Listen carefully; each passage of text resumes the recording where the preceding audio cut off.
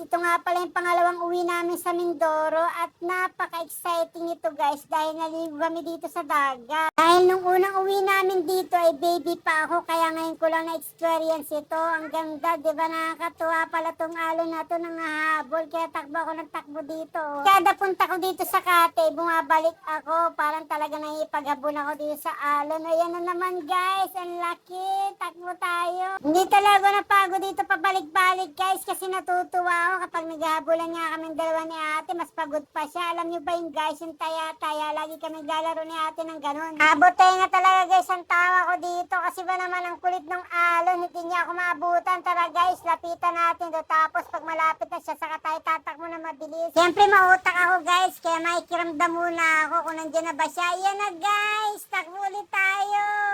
Hindi naman talaga manalo sa aking alon guys, kaya tara lipat tayo dito kay ate. Naglalaro si ate ng buhangin, gusto ko rin maglaro nito guys. Wait lang guys, naiirita ako sa kamay ko, maghugas muna ako. Pero ito na naman siya guys, nandito na naman siya, bilis. Si ate nga tawan-tawa dun sa alon guys, kaya siya naman nagpahabol. Kaya ito guys, maghugas muna ako, magpapaabot na nga ako dito sa alon. Hindi kasi ako komportable sa kamay ko guys, kasi maglalaro na kami ni ate ng buhangin. Tingnan nyo naman guys, so ang ganda, nagpapatabong kami ng buhangin ni ate. Dalasan guys, ito yung ginagawa ng mga matatanda, yung nagpapatabo ng buhangin kasi may mga rayuma sila. Pero kami guys, wala pa naman. Pero ang ganda pala nito. Tingnan nyo guys, yung dulo ng daliri ko nakalabas. So, ang ganda naman ito, mabigat siya. Pero feeling ko parang akong Little Mermaid, nakakatuwa. Pero teka lang guys, bigla ako naisip, paano ko makakalis dito? Ang bigat-bigat dito, baka iwanan na ako ni mama. Paano kaya to? It's a prank, joke lang yan guys. Alam ko naman, nandito naman si ate. Hindi naman ako iiwan ni ate dito. Kaya tuloy pa rin laro namin ng buhangin. Sige ate, tabunan mo ako. Ang tamad naman ni ate, bigla na lang ako iniwan. Buti lang, biglang dumating si Kuya Adriel. Siya na lang nagtabon sa mga paa ko. Ang ganda naman nito.